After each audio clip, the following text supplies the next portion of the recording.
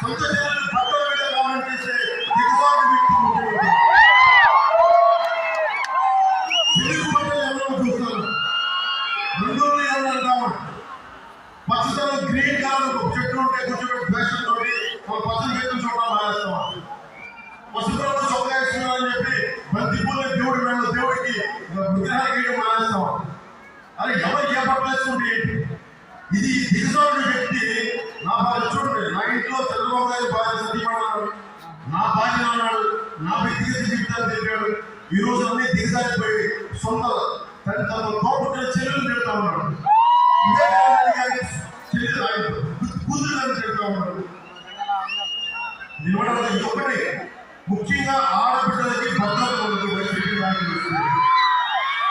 YCP ఓటేస్తే యువతకు చెప్తున్నాము, మీకు ఉపాధి అవకాశాలు ఉండవు.